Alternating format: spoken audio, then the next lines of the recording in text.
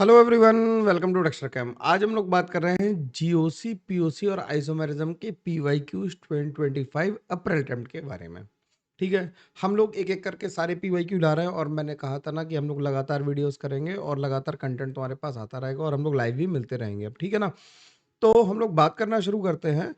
2025 के जनवरी अटेम्प्ट हम लोग पहले ही कंप्लीट कर चुके हैं और मैं बार बार रिपीट करके कह रहा हूँ 2024 पूरा कंप्लीटेड है और 2025 के अप्रैल अटेम्प्ट के हम लोग क्वेश्चंस कर रहे हैं। ठीक है, तो मैं कुछ रिक्वायरमेंट हो पहले से बताना और इसकी सेल्फ अटेम्प्ट शीट वगैरह भी मैं डाल दूंगा। ठीक है, तो क्या कह रहा है क्वेश्चन, पहला क्वेश्चन पे चलते हैं और कह रहा है consider the following compound x. ठीक है, कंपाउंड देख लिया भाई। क्या कह रहा है the most stable and the least stable carbon radicals respectively produced by homolytic cleavage of the corresponding CH bond. अब अगर सीएच बॉन्ड की क्लीवेज से हम रेडिकल बनाएं तो रेडिकल बनाएंगे कैसे? देखो भाई, जरा थोड़ा माइक नीचे कर लेता हूँ, है ना, ज्यादा ऊपर आ गया था। तो रेडिकल बनाएंगे कैसे? तो देखो यहाँ पे अगर हम इसे लिखें तो यहाँ पे पहला रेडिकल यहाँ पे बन जाएगा, इसका नाम 1 रखा हुआ है इन्होंने। हम लोग सारे रेडिकल ड्रॉ करके देख लें। दूसरी बार में जो रेडिकल बनाया है वो यहाँ पे बनाया है।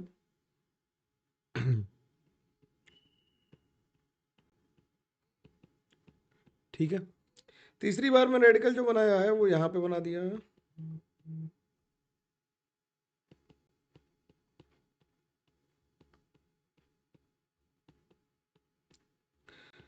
और चौथी बार में जो रेडिकल बनाया है वो किनारे बना दिया है।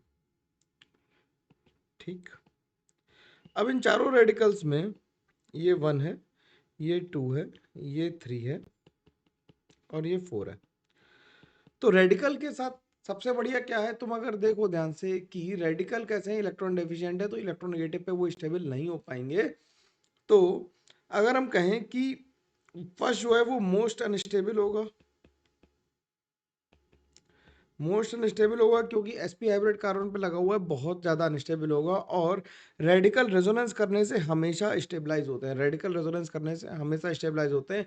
ये 3 डिग्री है, चलो ये 3 डिग्री रेडिकल है, तुम्हें लगेगा सर वो तो 2 डिग्री है, लेकिन वो 3 डिग्री के साथ 2 डिग्री के साथ साथ रेजोनेंस स्टेबलाइज्ड भी है। तो 2 सबसे ज़्यादा स्टेबल हो जाएगा और जो 1 है वो सबसे कम स्टेबल हो जाएगा। तो मोस्ट स्टेबल आ जाएगा 2 और लीस्ट स्टेबल आ जाएगा 1। सिंपल है, आंसर आसानी से आ पा रहा है, कोई इसमें दिक्कत की बात नहीं है।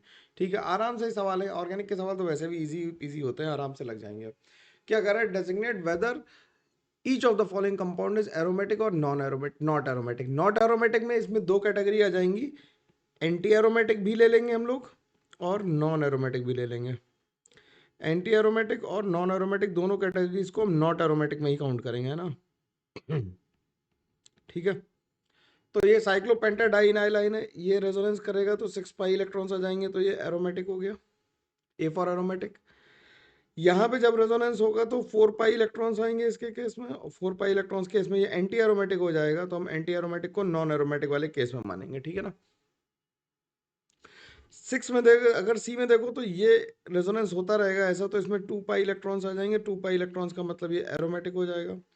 इसमें 6 पाई इलेक्ट्रॉन्स आ जाएंगे इस तरह से घूम घूम के, तो ये 6 पाई इलेक्ट्रॉन्स आ गए, तो ये क्या हो जाएगा, ये एरोमेटिक हो जाएगा। ये ट्रोपोलियम आइन है, ये रेजोनेंस इस तरह से करेगा तो इसमें भी 6 पाई इलेक्ट्रॉन्स आ जाएंगे, तो ये भी एरोमेटिक हो जाएगा। तो एरोमेटिक हमारे पास 4 आ गए। ये क्या है, ये साइक्लोऑक्टाटेट्राइन है। साइक्लोऑक्टाटेट्राइन कैसे हो जाता है, टब शेप हो जाता है, तो ये नॉन एरोमेटिक है। ये कैसा हो जाता है, टब शेप हो जाता है, याद आ रहा है भाई, क्लास में करे हुए एग्जाम्पल है सारे, जो एरोमेटिक के मैं 50 क्वेश्चन करवाता हूँ उनमें से ही आ गया है। ठीक है ना, सीधा सीधा। तो ये हो गया नॉन एरोमेटिक। ये कैसा हो गया, ये हो गया एंटी एरोमेटिक, और ये हो गया 2 पाई इलेक्ट्रॉन्स की वजह से एरोमेटिक। तो एक एरोमेटिक हो गया, एरोमेटिक को हाईलाइट कर लेते हैं, एरोमेटिक हाईलाइट्स हो गए, तो एक एरोमेटिक हो गया, 2 एरोमेटिक हो गए, 3 एरोमेटिक हो गए, 4 एरोमेटिक हो गए और 5 एरोमेटिक हो गए। तो 5 हो गए एरोमेटिक, कौन कौन से, ए सी डी ई और एच। तो A C D E H aromatic हो गए और बाकी कैसे हो गए, नॉन एरोमेटिक। तो आंसर क्या आ गया, आंसर आ गया 4। ठीक है, बात समझ में आई आराम से, कोई परेशानी नहीं, मुश्किल नहीं, समस्या नहीं, आराम से आनी चाहिए बात समझ में, है ना। ठीक है, नॉट एरोमेटिक को तुम नॉन एरोमेटिक और एंटी एरोमेटिक दोनों काउंट कर रहे होंगे, इस बात का ध्यान रखना है, नहीं तो फिर गड़बड़ हो जाएगी। तो एंटी एरोमेटिक को सर एंटी एरोमेटिक तो ऑप्शन में ही नहीं है। ठीक है, ये मेंस वाले हैं, ऐसी हरकतें करते हैं, कैलकुलेटर देते हैं फिर हटा लेते हैं, है ना।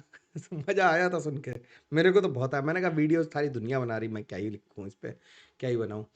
क्या कर रहा है, in 3,3 di methyl hex 1 en 4 yne there are sp3 sp2 and sp hybrid carbons. तो क्या कर रहा है, हेक्स कर रहा है। तो 1 2 3 4 5 6 बना लिया हम लोगों ने। 1 2 3 4 5 6 7 बन गए, तो इसे 6 कर देते हैं ना, 6 कर दिया।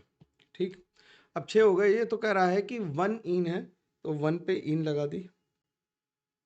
1 इन है, 1 2 3 4 5 और 6, और 4 पे आइन है, और 3 पे डाई मिथाइल है। ठीक, तो sp3 हाइब्रिड एटम्स कौन कौन से हैं जरा देखना, कि एक ये CH3 sp3 है, ये CH3 sp3, और ये sp3 है। ये sp3 है ना, ये कौन से हैं, ये sp3 वाले हो गए। अब हाइलाइटर का कलर बदल लेते हैं और sp वाले देख लेते हैं, तो ये sp और ये sp, तो ये दोनों कैसे हैं, ये sp हैं, तो 2 sp हो गए। और एक बार हाइलाइटर का कलर और बदल लेते हैं, तो ये दोनों कैसे हो गए, ये sp2 हो गए, तो 2 sp2 हो गए। तो क्या आ गया, 422 आ गया आंसर। 422 आंसर कौन सा है, बी ऑप्शन। आसानी से आ पाया, ड्राइंग बनानी थी, दैट्स इट, और कुछ नहीं करना था, आसानी से नॉमेनक्लेचर आता है तो ये सवाल बन जाएगा। अगले सवाल पे चलते हैं। अगला सवाल क्या कह रहा है, कह रहा है the least acidic among the following compounds is. अब लीस्ट एसिडिक कह रहा है, तो इस सवाल में ज्यादा बुद्धि लगाने की जरूरत तुम्हें नहीं पड़ेगी। क्यों, क्योंकि ऑक्सीजन से जुड़ा H हमेशा ज्यादा एसिडिक होता है किससे, कार्बन से जुड़े H से। तो ये तो लिखा हुआ है ETO, C double bond O, C triple bond CH, तो ये कार्बन से जुड़ा H है, तो ये लीस्ट एसिडिक होगा। तो आंसर तो डी आ गया इसका। लेकिन हमें अगर इन तीनों में एसिडिक स्ट्रेंथ का ऑर्डर लिखना हो, अगर हमें एसिडिक स्ट्रेंथ का ऑर्डर लिखना हो, ध्यान के रखेंगे, the carbon attach to the hydrogen attach to carbon is always less acidic than hydrogen attach to oxygen. ठीक, तो एसिडिक स्ट्रेंथ का अगर हम ऑर्डर लिखें, तो सबसे ज्यादा एसिडिक हो जाएगा, सबसे ज्यादा एसिडिक क्या हो जाएगा, बी, फिर हो जाएगा सी, और फिर हो जाएगा ए, क्योंकि सल्फोनिक एसिड्स स्ट्रॉन्ग एसिड है, क्योंकि हाइड्रोजन से जब हाइड्रोजन हटाएंगे तो नेगेटिव चार्ज जो बनेगा वो रेजोनेंस में जाएगा। देखो यार, अगड़म बगड़म जुगाड़बाजी वाले सवाल तो मैं लगाऊंगा नहीं, है ना। तमीज से धीरे धीरे बात समझोगे तो आसानी से आएगा, और तुम्हारा सिलेक्शन इंश्योर करूंगा कि हो, है ना। चलो अगले सवाल पे चलते हैं। अगला सवाल कह रहा है identify the correct statement of the from the following. Correct statement कौन सा है, हमें ये बताना है। कह रहा है कि ये है 1 2 3 4 5, और ये हो गया 1 2 3 4 5। तो ये 2 पेंटेनोन और 3 पेंटेनोन को मेटामर्स भी कहते हैं और पोजिशन आइसोमर्स भी कहते हैं, तो मेटामर मान लेते हैं। साइनाइड और आइसोसाइनाइड फंक्शनल आइसोमर है, बिल्कुल सही बात है। अब ये दोनों देखो पोजिशन आइसोमर्स हैं क्या, तो 1 2 3 4 कार्बन है इसमें, 1 2 3 4 5 कार्बन, तो they are not isomers at all. Position तो छोड़ दो, वो आइसोमर ही नहीं है। और इसमें 1 2 3 4 कार्बन, 1 2 3, इसमें 5 कार्बन है, लेकिन जो प्राइमरी और सेकेंडरी एमीन्स होते हैं वो फंक्शनल आइसोमर्स होते हैं, होमोलॉग्स नहीं होते। ये क्या है, ये फंक्शनल आइसोमर्स हैं। प्राइमरी और सेकेंडरी एमीन फंक्शनल आइसोमर्स होते हैं, होमोलॉग्स नहीं होते। तो आंसर इसका क्या आ जाएगा, आंसर ए आ जाएगा। ठीक, 1 आ जाएगा मतलब। अगला देखो, अगला क्या कह रहा है, अगला कह रहा है given below are two statements. अब स्टेटमेंट वाले सवाल तो इंटरेस्टिंग होते हैं। क्या कह रहा है कि hyper conjugation is not a permanent effect. Electromeric effect को छोड़ के तीनों इफेक्ट, हाइपर कॉन्जुगेशन, इंडक्टिव और रेजोनेंस, तीनों ही परमानेंट इफेक्ट होते हैं। तो पहला स्टेटमेंट तो गलत है, पहला स्टेटमेंट गलत है, फॉल्स है। क्यों, क्योंकि hyperconjugation is a permanent effect. In general, greater the number of alkyl group attached to a positive charge carbon, greater is the hyperconjugation interaction and stabilization of carbocation. ये बिल्कुल सही बात है, क्योंकि plus आई से और plus S से carbocation की स्टेबिलिटी बढ़ती है। प्लस आई और प्लस एस से कार्बोकेटाइन की स्टेबिलिटी बढ़ती है, तो ये बिल्कुल सही लिखा हुआ है। तो आंसर इसका first is false and second is true आ जाएगा। ठीक है, आसानी से हो पा रहा है बिल्कुल, इसमें कोई समस्या, मुश्किल, परेशानी, दिक्कत नहीं हो रही है। अगला सवाल क्या कह रहा है, अगला सवाल कह रहा है the correct IUPAC name of. अब इस कंपाउंड का हमें करेक्ट IUPAC नाम लिखना है। तो हम लोग जानते हैं कि नंबरिंग कहाँ से शुरू करेंगे, नंबरिंग करेंगे डॉन से शुरू। तो डॉन से नंबरिंग शुरू करोगे तो 1 आ जाएगा, 2 आ जाएगा, 3 आ जाएगा, 4 आ जाएगा, 5 आ जाएगा, 6 आ जाएगा। तो ये बेंजोइक एसिड होगा। ठीक, 3 पे ब्रोमो आ गया, 2 पे हाइड्रोक्सी आ गया और 5 पे नाइट्रो आ गया, तो आंसर क्या आ गया? बी आ गया भाई। 3 पे ब्रोमीन आया और अल्फाबेटिकल ऑर्डर में भी लिखेंगे। ठीक है, और OH की तरफ इसलिए चले क्योंकि वहां से जो लोएस्ट रूल है वो OH की तरफ पास पड़ रहा है, तो आंसर आसानी से आ गया, इसमें कोई समस्या नहीं आनी चाहिए किसी को। ठीक, अगले सवाल पे चलते हैं।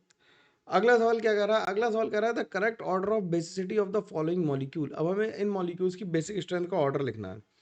बेसिक स्ट्रेंथ का ऑर्डर लिखना है तो जरा ध्यान से देखना कि नाइट्रोजन का लोन पेयर इसमें रेजोनेंस में है नाइट्रोजन का लोन पेयर रेजोनेंस में है, और बेसिक स्ट्रेंथ के लिए नाइट्रोजन के लोन पेयर को रेजोनेंस नहीं करना चाहिए। बेसिक स्ट्रेंथ के लिए नाइट्रोजन के लोन पेयर को रेजोनेंस कम करना चाहिए। तो इसमें एक तो ये रेजोनेंस कर रहा है, तो इधर से क्रॉस कॉन्जुगेशन का केस है। किसका है? क्रॉस कॉन्जुगेशन का। और यहाँ पे ये ब्रिजेड नाइट्रोजन है, अगर ये रेजोनेंस कर ले तो इसे बहुत फायदा है। ये लोन पेयर मतलब ये रेजोनेंस नहीं कर पाएगा क्योंकि ये sp2 नहीं होगा। ये कैसा है? ब्रिजेड है।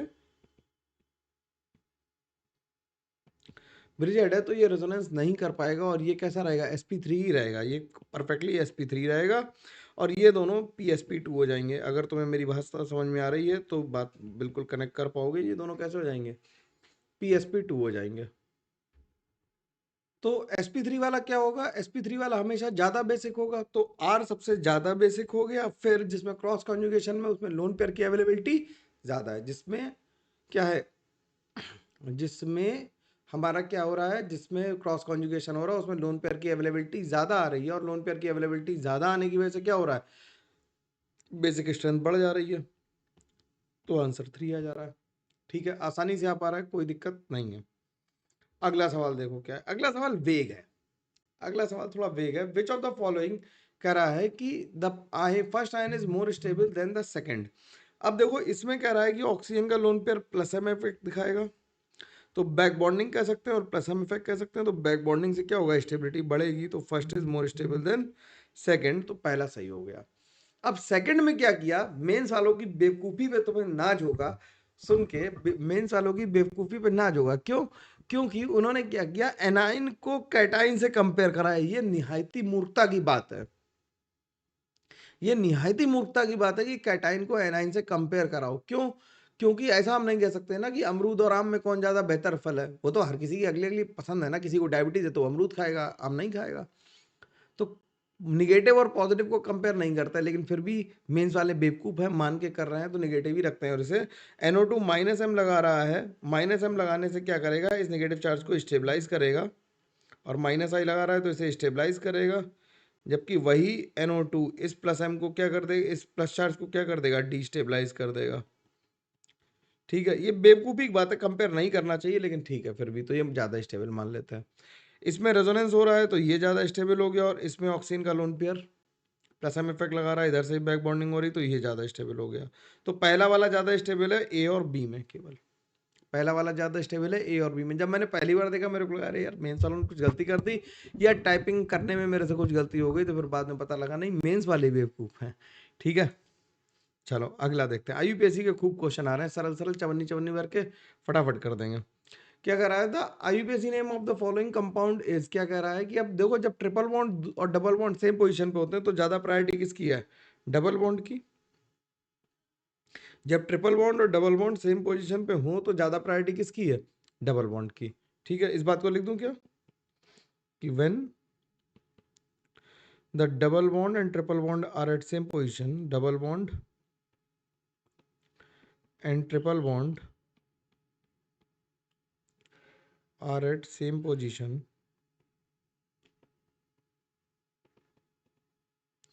then more priority is of more priority is of double bond. ये हमने प्रायोरिटी टेबल से ही पता है। ठीक, फिर भी इसे इंपॉर्टेंट बात मान के लिख लेना। इसमें कंफ्यूजन हो जाता है बहुत सारे लोगों को, लोग क्या 3 बॉन्ड है तो ज़्यादा प्रायोरिटी होगी, नहीं। ठीक, तो इसका नाम क्या आ जाएगा? अब इसका नाम हो जाएगा, अब इसमें एक ग्रुप ऐसा है जो कैसा बिहेव कर रहा है, जो बिहेव कर रहा है जिसके पास अपना सफिक्स है, तो हम इसे ऑल लिखेंगे। तो आंसर ये नहीं हो सकता, ये नहीं हो सकता। अब देखो हेप्ट क्या हो जाएगा, हेप्ट हो जाएगा, 7 कार्बन है, 1 पे इन है, 6 पे आइन है और 4 पे ऑल है, तो आंसर 4 आ जाएगा। हेप्ट, 1 पे इन, 6 पे आइन और 4 पे ऑल, तो आंसर आ गया। और सब में ई हटाया है लास्ट वाला, ध्यान से देखने की बात है ना कि ई हटाया गया है। अगला देखते हैं, अगला क्या कह रहा है, कह रहा है which of the following is correct IUPAC name given to the compound X. अब जब इसमें नंबरिंग करेंगे तो नंबरिंग कहाँ से करेंगे, पहले कंपाउंड अगर मैं थोड़ा और क्लैरिटी से बना दूं, साइड टाइपिंग में ये ब्लर आ रहा है तो तुम्हें दिख रहा होगा, तो नंबरिंग इसमें कहाँ से करोगे, नंबरिंग इसमें 1 2 3 4 इस तरह से नंबरिंग करेंगे। ठीक, तो ये क्या हो जाएगा, ये हो जाएगा 1 पे आ गया ब्रोमो, 2 पे आ गया मिथाइल और ये हो गया ब्यूटोइन, तो आंसर 4 हो गया। 1 ब्रोमो, 1 पे ब्रोमीन आया, 2 पे मिथाइल आ गया और ब्यूटोइन हो गई। ठीक, अगला सवाल देखते हैं। अगला कह रहा है number of optically active product obtained from the complete ozonolysis of the compound. अब ओजोनोलिसिस करेंगे तो हम क्या करेंगे, यहाँ से इसे काटो, यहाँ से इसे काटो और यहाँ से इसे काटो, तो बना क्या, बन गया इधर से बन गया CH3 C डबल बॉन्ड हो, देखना जैसा काटा मैं वैसे ही लिख रहा हूँ, डबल बॉन्ड हो CH C CH3, यहाँ डैश आ गया, यहाँ CHO आ गया, प्लस डबल बॉन्ड हो CH C, यहाँ पे H आ गया, ठीक, यहाँ आ गया CH3 और यहाँ आ गया CHO, plus O double bond C और CH3। ये ऑप्टिकली इनएक्टिव, ये इनएक्टिव, ये दोनों तो इनएक्टिव आई। ये दोनों ग्रुप कैसे हैं जरा देखना जरा, ये दोनों ग्रुप आइडेंटिकल और ये दोनों ग्रुप भी आइडेंटिकल है, तो बीच वाले की ऑप्टिकल एक्टिविटी चली गई, तो इसमें कोई भी ऑप्टिकली एक्टिव नहीं बचा, तो ये कैसे हो गए, ऑप्टिकली इनएक्टिव है, ऑल आर ऑप्टिकली इनएक्टिव, सारे ऑप्टिकली इनएक्टिव हैं, तो इसमें कोई भी ऑप्टिकली एक्टिव नहीं बचा, तो इसमें आंसर क्या आ जाएगा, 0 आ जाएगा। ठीक, अगला सवाल देखते हैं। अब कह रहा है descending order of basicity of the following amines is. अब हमें बेसिक स्ट्रेंथ का ऑर्डर निकालना है, तो हम एक बात गांठ बांध के लिख लें क्या, कि एलिफेटिक एमीन्स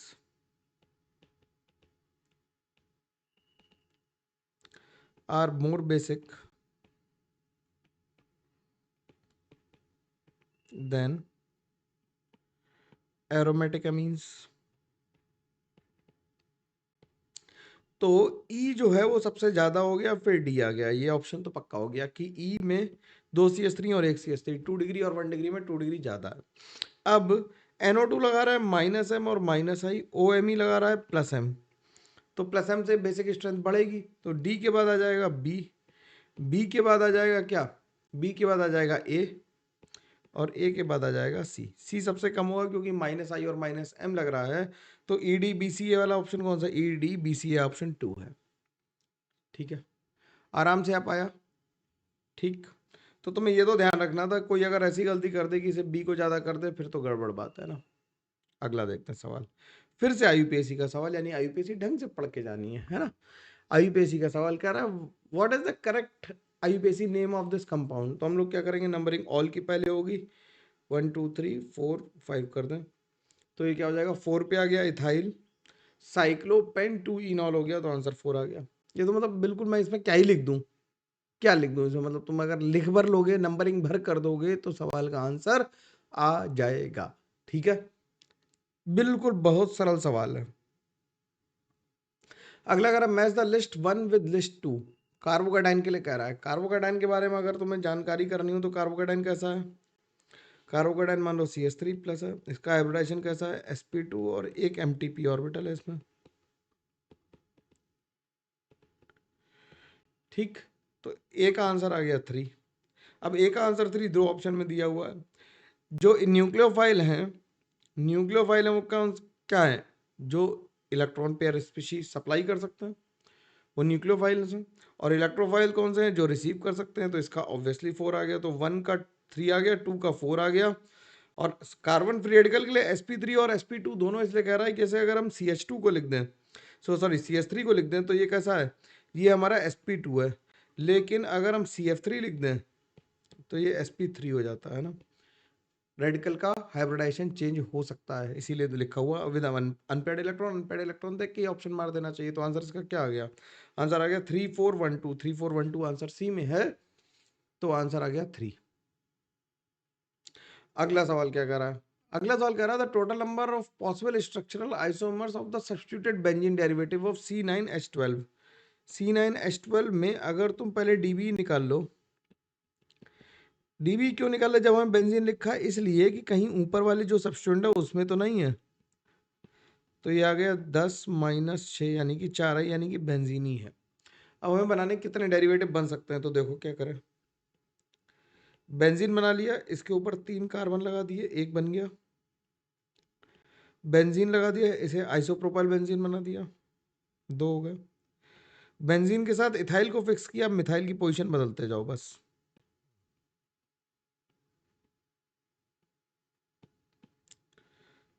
तो 5 बन गए, बन गए। फिर 3 मिथाइल लगाने हैं, और तो कोई तरीका है नहीं। 3 मिथाइल लगाने के कितने तरीके हो सकते हैं? लगातार लगा दो, एक छोड़ के लगा दो, और तीनों पे एक छोड़ छोड़ के लगा दो। तो टोटल कितने बन गए? 8 बन गए।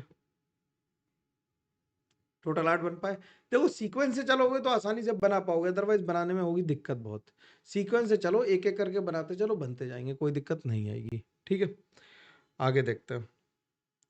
अगला क्या कह रहा है? In Dumas method for the estimation of nitrogen 0.4 grams of organic compound give 60 ml of nitrogen collected over 300 kelvin temperature at 715 mm of mercury pressure, the percentage composition of nitrogen in the compound is। तो अब हमें aqueous tension भी दे रखी है।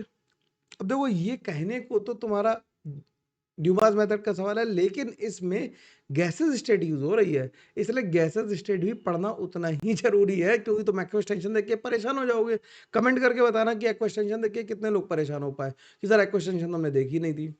तो अगर हम क्या करें, हमें प्रेशर ऑफ प्योर गैस निकालना हो, pressure of dry nitrogen gas, क्योंकि हमें तो नाइट्रोजन गैस के प्रेशर से मतलब है, तो that will be pressure given minus aqueous tension.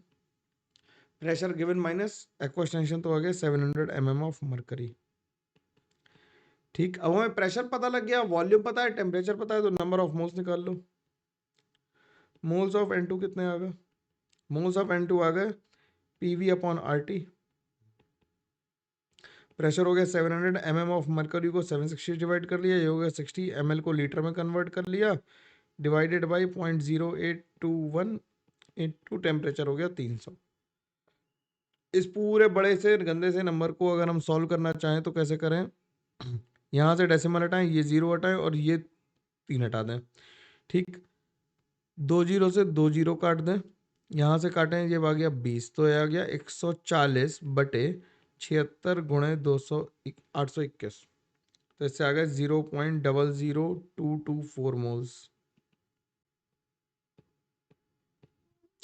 ठीक, कैलकुलेशन यार मैं पहले से करके रखता हूँ, नहीं तो इस टाइम पे इसमें समय बर्बाद नहीं करूँ। मैं ये मानता हूँ कि तुम ये जानते होगे कि मेरे को भाग करना तो आता ही है। ठीक है, तो कैलकुलेशन तो तुम्हें करनी ही पड़ेगी। तो मोल्स आ गए, तो मास ऑफ नाइट्रोजन कितना आ गया? मास ऑफ नाइट्रोजन आ गया 0.00224 इंटू 28 लिख दें, ज़्यादा डेसिमल नहीं लिए, तो ये आ गया 0.063 ग्राम्स। तो परसेंटेज ऑफ नाइट्रोजन कितना आ गया? परसेंटेज ऑफ नाइट्रोजन आ गया 0.063 डिवाइडेड बाई 0.4 इंटू 100, तो ये आ गया 15.75%। तो 15.75 हमने 71 लगा दें, क्योंकि अगर वैल्यूज को 0.082 ले लोगे तो फिर कुछ वेरिएशन वैसे ही आएगा, है ना। 15 पॉइंट समथिंग आ रहा, दैट इज ओके। अगला क्या कह रहा है? अगला कह रहा है an organic compound weighs 500 milligrams produced 220 milligrams of CO2 on complete combustion, the percentage composition of carbon in the compound। ये तो बहुत ही आसान सवाल, हम क्या करेंगे, हम फॉर्मूला यूज करेंगे डायरेक्टली। परसेंटेज ऑफ कार्बन का क्या होता है formula? Percentage of carbon is equal to 12/44 into mass of CO2 upon mass of organic compound, mass of organic compound into 100। ठीक है ना भाई, इंटू 100। ठीक, तो आ गया 12/44 इंटू, ये आ गया 220 डिवाइडेड बाय 500, क्योंकि सब मिलीग्राम में दिया हो तो चाहे तुम इसे ग्राम में कन्वर्ट कर लो, दोनों तरफ मल्टीप्लाई कर लो और इंटू 100।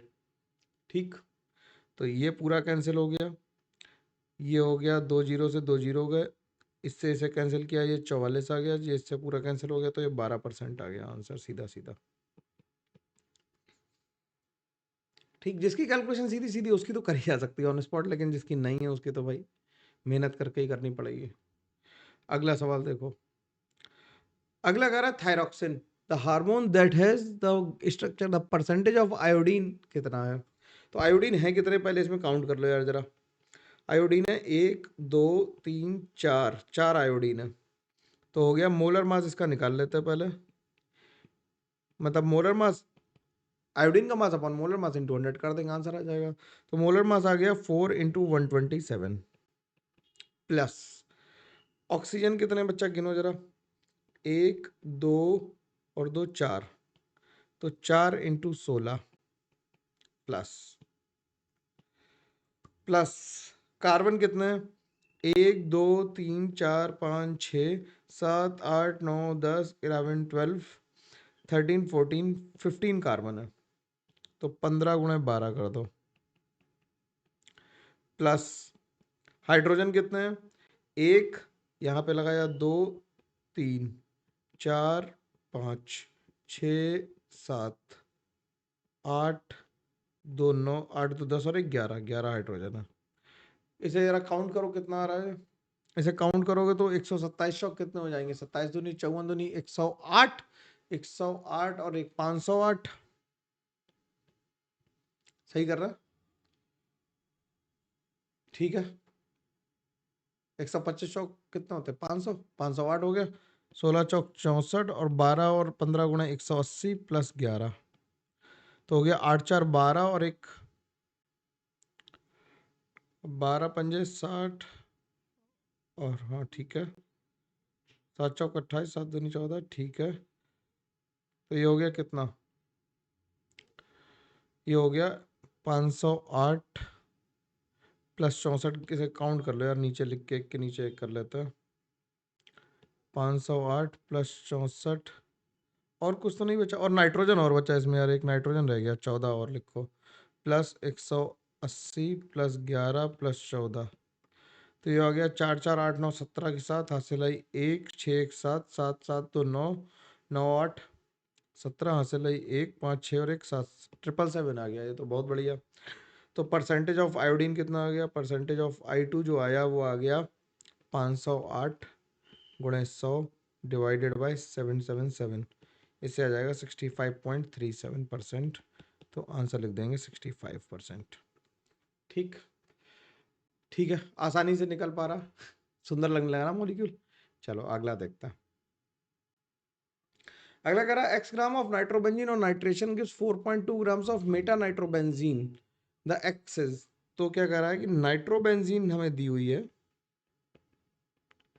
और इसकी नाइट्रेशन कराया HNO3 और H2SO4 से, फ्यूमिंग HNO3 से नाइट्रेशन कराया होगा, तो इससे मेटा नाइट्रोबेंजीन बन गया, ये कह रहा है। ठीक, अब क्या कर रहा है, इसका मास हमें दे रखा है, मास दे रखा है 4.2 ग्राम्स, तो मोल्स कितने हो गए, मोल्स हो गए 4.2 डिवाइडेड बाय 76 प्लस 28 प्लस 64, तो ये हो गया 4.2 अपॉन 16 168, तो ये हो गया 0.025 मोल्स हो गया, 0.025 मोल्स हो गए। ठीक है, आसानी से हो पा रहा है ये तो, मतलब कैलकुलेशन सिंपल सिंपल है, करोगे तो हो जाएगा। तो जितने मोल्स इसके थे उतने ही नाइट्रोबेंजीन होंगे, तो मोल्स ऑफ नाइट्रोबेंजीन कितने आ गए, मोल्स ऑफ नाइट्रोबेंजीन कितने आ गए, 0.025 इंटू नाइट्रोबेंजीन का मोलर मास 77 प्लस 14 प्लस 32, यानी 0.025 इंटू कितना हो गया ये, 7 4 11 2 13 की 3 हासिल आई 1 4 1 5 और 7 5 और 7 12 12 आ गया, तो ये आ गया कितना, ये आ गया 30.075। ठीक, 30.075 आ गया, 30.075 का मतलब क्या लिख देंगे कि 3 लिख दें, 3 ग्राम लिख दें, हो गया। अगला देखो भाई, अगला कह रहा है during estimation of nitrogen by Dumas method compound X gives N2 gas liberated कितनी N2 निकलेगी? अब इसमें कितनी N2 है, इससे N2 निकल पाएगी, इसके 1 मोल से 1 मोल N2 निकल पाएगी, ठीक। और कितने ग्राम से निकलेगी? तो मोल्स ऑफ कंपाउंड कितना होगा? मोल्स ऑफ कंपाउंड हो गए कितने? 4.42 अपॉन मोलर मास इसका कितना आ गया? मोलर मास ऑफ एक्स कितना आ गया? मोलर मास आ गया 14 गुणे 2 प्लस CH2 हो गया 14 गुणे 2, 14 गुणे 4 प्लस 2, तो हो गया 28 प्लस 14 चौक 56 प्लस 2 यानी कि 86 हो गया, 86 हो गया। तो मोल्स ऑफ N2 ऑब्टेन्ड,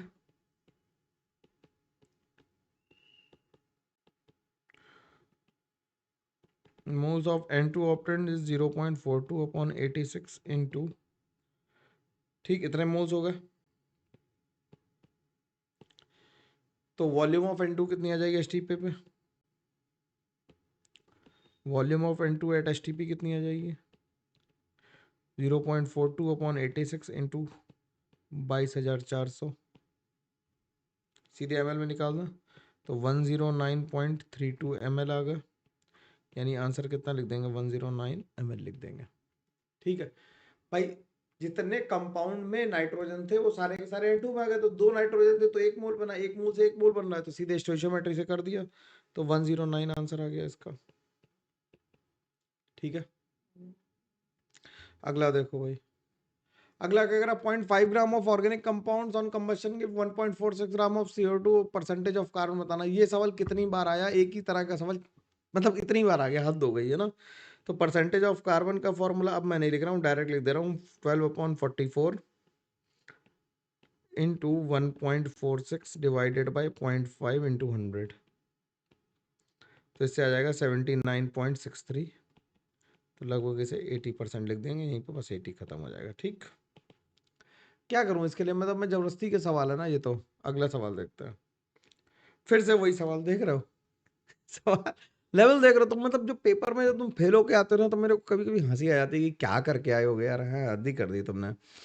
अगला देखो क्या कर रहा है, on combustion 0.21 grams of organic compound containing hydrogen carbon and oxygen gives 1.126 grams 7 grams of water and 0.307 grams of CO2, the percentage of hydrogen and oxygen in the compound is, तो percentage of, पहले hydrogen निकाल लेते हैं,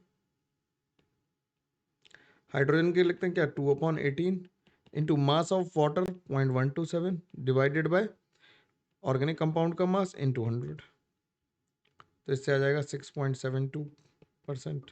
और percentage of carbon लिखेंगे, हो जाएगा 12/44 into 0.307 divided by 0.21 into 100, तो इसे सॉल्व कर दोगे तो आ जाएगा 39.8, तो आंसर ए आ जाए। तो आंसर क्या आ जाएगा? अच्छा, परसेंटेज ऑफ ऑक्सीजन पूछा, हाइड्रोजन एंड ऑक्सीजन पूछा, ये मेरे से गलती हो रही थी, तुमसे भी यही हो गई। Percentage of hydrogen and oxygen पूछा है, तो परसेंटेज ऑफ ऑक्सीजन कितना आ गया? 100 माइनस 39.8 प्लस 6.72,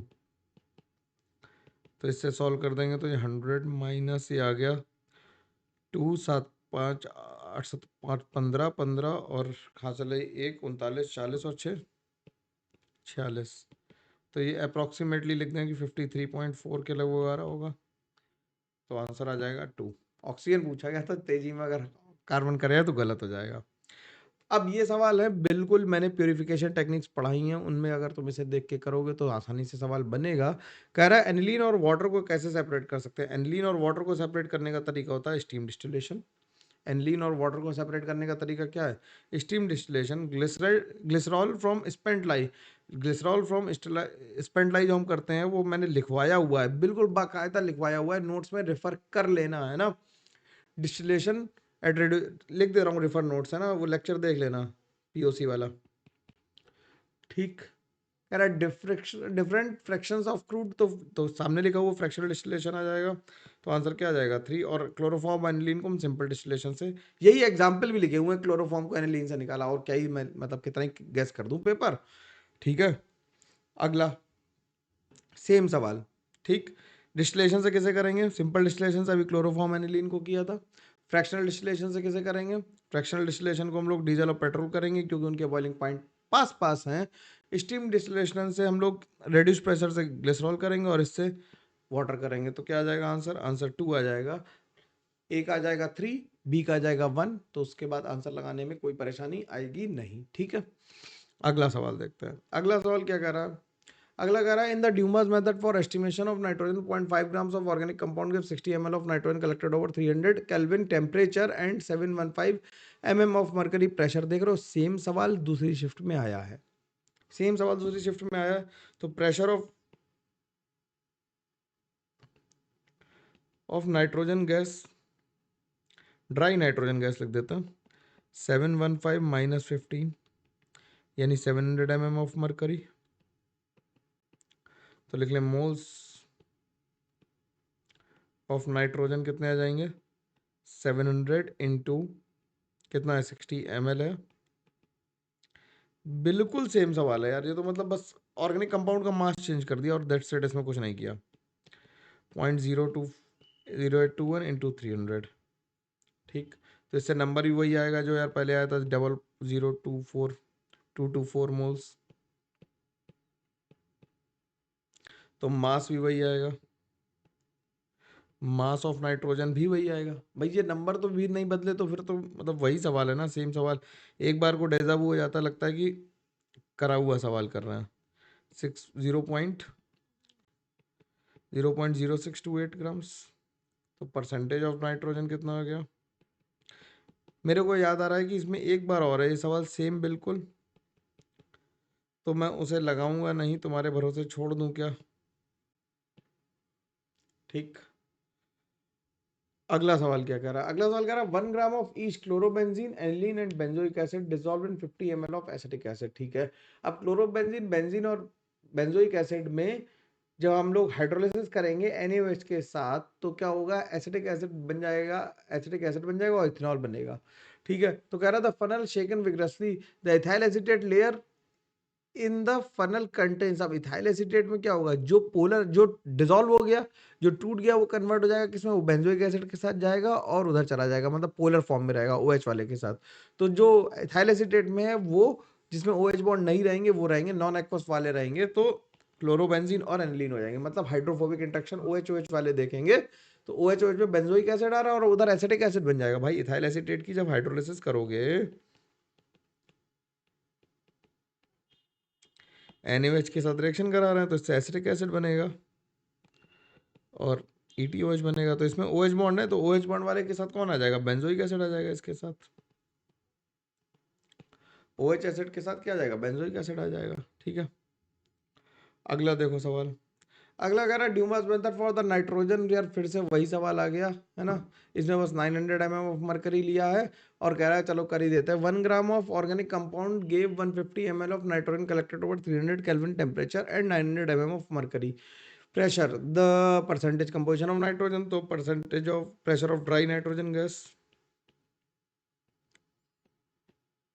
ड्राई N2 कितना आ जाएगा, 900 माइनस 15 यानी कि 885 का, और गंदा नंबर ले लो। कुछ सवाल नहीं बन रहा, बस उसी में छेड़खानी कर रहे हैं बेवकूफ़ी की तरह, है ना। तो मोल्स ऑफ नाइट्रोजन कितने आ गए, 885 डिवाइडेड बाई 760 इंटू वॉल्यूम है 150 इंटू 10⁻³ इंटू 0.0821 इंटू 300। तो इसे सॉल्व कर दोगे तो इससे आ जाएगा 0.007 मोल्स। तो मास कितना आ जाएगा, मास ऑफ नाइट्रोजन आ जाएगा 0.007 इंटू 28, तो आ जाएगा 0.196 ग्राम्स। तो परसेंटेज ऑफ नाइट्रोजन कितना आ जाएगा, 0.196 इंटू 100 डिवाइडेड बाई 0.1, 1 ही ग्राम लिया था, 1 ग्राम लिया, इससे आ गया 19.6%। तो आंसर कितना लिख देंगे, 20% लिख देंगे, नियरेस्ट इंटीजर में राउंड ऑफ करना हम लोगों को। ठीक, कोई परेशानी नहीं। अगला सवाल, और अगला सवाल भी वही है। मैं तो बोर हो गया लगा लगा के सेम सवाल। बाबा रे बाबा, ठीक है करो। क्या कर रहा है? In Dumas method 292 milligrams of an organic compound releases 50 ml of nitrogen gas at 300 Kelvin temperature and 715 mm of mercury pressure. The percentage composition of nitrogen in the compound. तो क्या ले, प्रेशर ऑफ ड्राई गैस लिख लें। देख रहे हो 5 बार same सवाल आया। ड्राई मैं हर बार लिखना भूल जाता हूँ, मैं भी वही हूँ ना जो एनटीए वाले हैं। Dry N2 is equals to आ जाएगा कितना, 715 माइनस 15, यानी कि 700 mm ऑफ मरकरी। ये तो मेरे को नंबर भी याद होगा। तो मोल्स ऑफ नाइट्रोजन कितने आ जाएंगे? मोल्स ऑफ नाइट्रोजन आ जाएंगे 700 divide by 760 into 0.0821 into 300 into ऊपर कर दो 50 इंटू 10⁻⁻3। तो इससे आंसर आ गया 0.0019 मोल्स। ठीक, तो मास कितना आ गया? मास ऑफ नाइट्रोजन आ गया 0.0019 इंटू 28, यानी कि 0.0532 ग्राम्स। ठीक, मल्टीप्लाई करना है यार, इसमें तो एनर्जी वेस्ट करने जैसा लग रहा है मेरे को। तो परसेंटेज ऑफ नाइट्रोजन किसके बराबर आ गया? परसेंटेज ऑफ नाइट्रोजन आ गया 0.0532 divided by 292 into 10⁻³ into 100। Milligrams को ग्राम्स में कन्वर्ट कर दिया तो ये आ गया 18.21%, यानी आंसर क्या लिख देंगे? 18% लिख देंगे। खत्म हो गया सवाल। तो बेसिकली एक ही सवाल 34 तरह से पूछा गया और वही हो गया। तो हम लोगों ने इस तरह से जीओसी और आइसोमेरिज्म के ना के बराबर सवाल है, देख रहे हो, आइसोमेरिज्म के ना के बराबर सवाल आए। जीओसी और आईयूपीएससी भरी हुई थी और पीओसी भरी हुई थी इसमें। ठीक है, तो हम लोग अगली क्लास में मिलेंगे, तब तक के लिए thank you very much, take care, bye bye. ध्यान रखो और खूब सारे सवाल करते रहो, हम लोग लगातार मिलते रहेंगे और लगातार कंटेंट आता रहेगा। Thank you very much, take care, bye bye. और यार हाँ, एक चीज़ रहेगी, चैनल को लाइक शेयर सब्सक्राइब करना मत भूलना, ठीक है, बाय।